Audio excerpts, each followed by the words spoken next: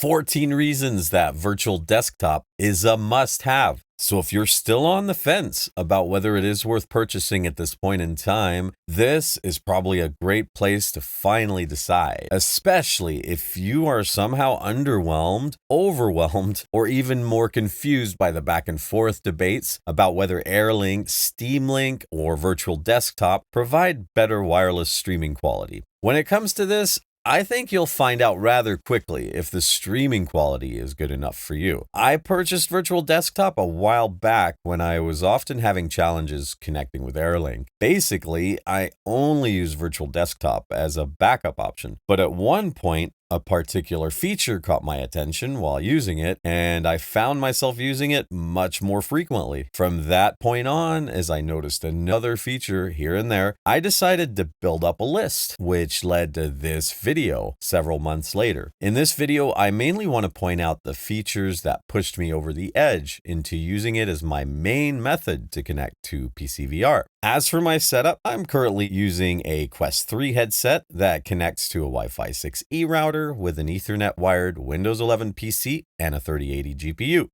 So I didn't include streaming quality or streaming performance in this list. I do prefer virtual desktop streaming quality at this point, but again, this is something which you'll likely have to test out on your end. That being said, at the end of this video, I am sharing a screenshot of my settings if you would like to compare, especially if you have problems with the program. But first, you may want to know, what makes it worth buying Virtual Desktop when there are free options? Why are so many people insisting that it is a must-buy app, even if you're completely satisfied with the free options? Get ready, because I'm ready, and it's time to find out. Number 1, this first quality is gold and rather well known. Consistency or reliability. These are some of the biggest qualities of Virtual Desktop. Once properly set up and connected, that is it. It's done. It just works, and updates don't suddenly send you into a troubleshooting frenzy to figure out why you no longer see your PC from your headset. In the not so distant past, I even had to perform a registry edit in order to get my AirLink to work again. Although Meta seems to have improved AirLink quite a bit over the last couple of updates, they have a long way to go in order to prove, at least to me, that it is nearly as reliable as Virtual Desktop. And I should point out, in all fairness, that when it comes to Steam Link, I can't say I've had any issues connecting, but quality was another story in my case.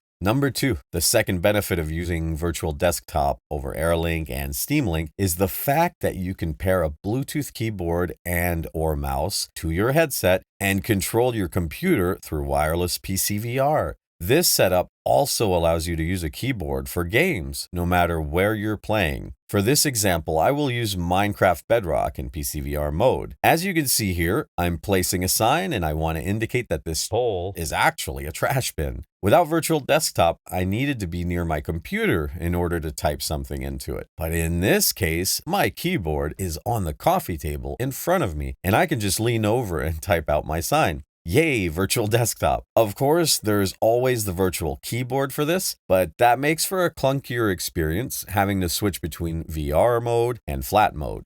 Now that I know about this feature, I have a separate keyboard and mouse sitting in my living room that is designated mainly for my Quest. By the way, if you do get a mouse just for this setup, I highly recommend getting a Bluetooth trackball as opposed to a traditional mouse. It stays put since you only move the ball on the mouse, and you don't have to worry about the surface that your mouse is on, nor will you need to drag a mouse pad around. On a final note about the feature, you can also use a Bluetooth gaming controller that you paired with your headset and play PC games in the same way. But I did find that there was a bit of input lag when I did this. Number 3, additional screens. If you are working on your computer, Virtual Desktop allows you to add more screens, thus expanding your workspace. Pointing and clicking below the desktop, as shown here, will provide you with a menu where you can select this icon to add a monitor. You can have up to 3 screens in order to expand your workspace, even if you only have one physical monitor in your setup. Also, from this menu, if you want to watch something in 3D, you can activate different 3D modes, if you have 3D content, that is. Then you could select a theater of your choice in the environment sections of the Virtual Desktop main menu. As for the virtual screen layout and sizing, hovering above the desktop as shown here will give you some adjustment settings. Number 4. Custom resolutions. Regardless of what your physical monitor supports, you can set a super high or super wide resolution. The trick here, at least on my setup, is to completely turn off the physical monitor. Next, you may want to use something like GeForce Experience before starting the game, especially if you run into issues. Skipping this step could lead to conflicts between the game and Windows. I had this happen to me and couldn't even interact or see any menus, which were sort of panned out of my viewing space. This was due to the fact that the game was still holding on to settings applied for my physical monitor. Once you get the game running smoothly, you can easily move the screen farther away or super close to get a more immersive feel. Just squeeze a grip button on your controller and use the thumbstick to adjust distance. Gaming like this works surprisingly well, looks amazing, but I found it still wasn't as smooth of an experience as it is on my gaming monitor. Also, you may be aware that there is a mod to play this and many titles in VR, so perhaps you'll want to do this with a game that doesn't have a mod.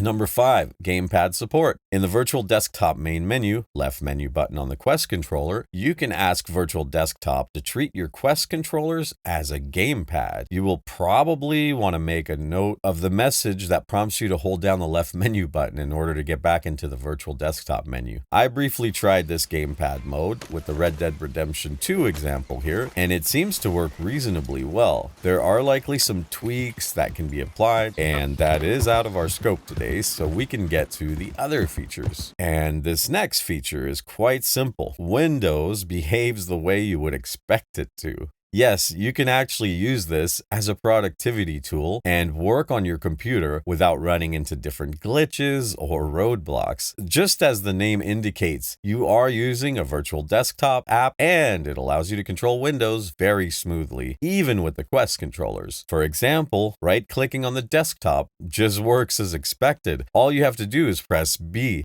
No need to hold it down in order to avoid a practically useless prompt. This is just an example, but I have run into all sorts of roadblocks when using either Steam Link or AirLink, even in recent experiences. Number 7, flexibility. As I mentioned earlier, I didn't want to put streaming quality on this list. However, I have found that Virtual Desktop seems to be generally more forgiving on setups with problems like a suboptimal Wi-Fi connection, for example. I've had a problematic router in the past that only Virtual Desktop could stream well on, and in other cases, I have been a bit farther out of Wi-Fi range than recommended, and Virtual Desktop would be the only one that provided a good enough experience to keep playing. Arguably, this is also subjective, but I thought it was worth adding to the list.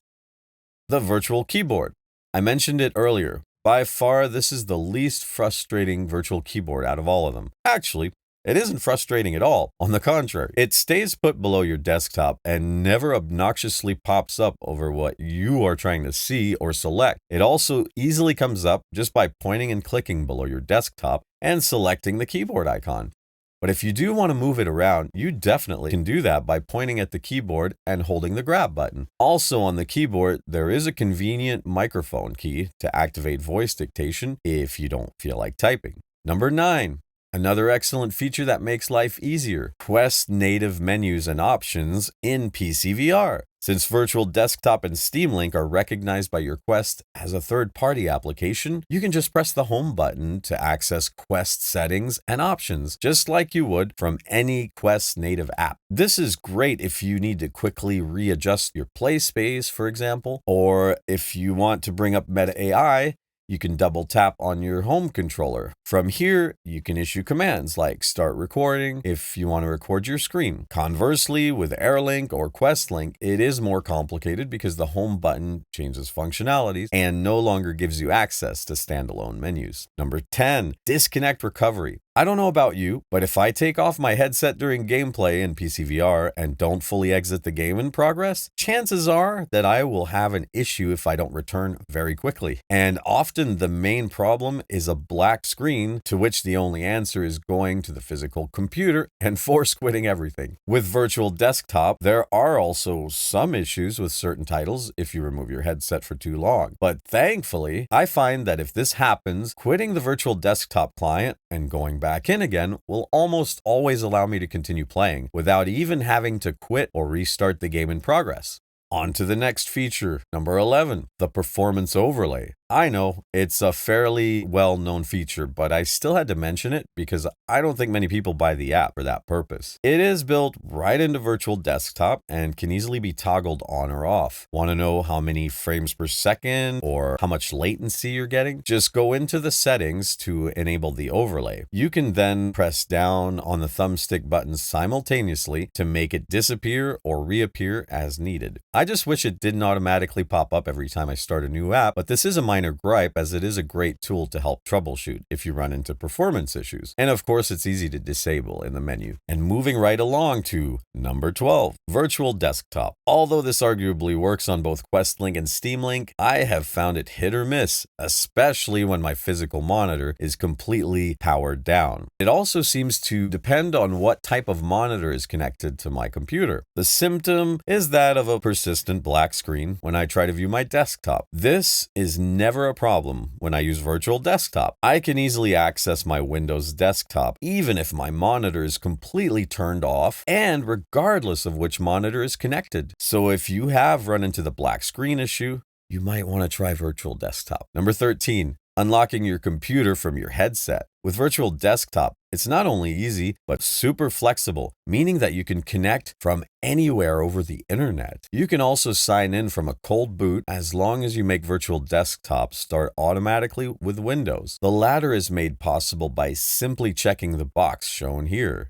Then just get someone to hit power on your PC and put on your headset. For some of us who have that problem that I mentioned earlier, no need to worry about whether your physical monitor is powered up or not. Number 14, no satisfaction survey at the end of each session. Although I get what they were doing here, it would have been nice to limit it. Maybe they're no longer doing that on Airlink, so you may not even know what I'm talking about here. So that sums it all up. Oh, but as I promised, if ever you're using Virtual Desktop and feel like something isn't quite right for you, here are my settings within the app if you'd like to compare. On another note, I probably missed some features here and there, so feel free to share what you like about the app in the comment section. Thanks for watching, and please remember to like and subscribe if you found this helpful. Most importantly, keep having fun out there. Cheers.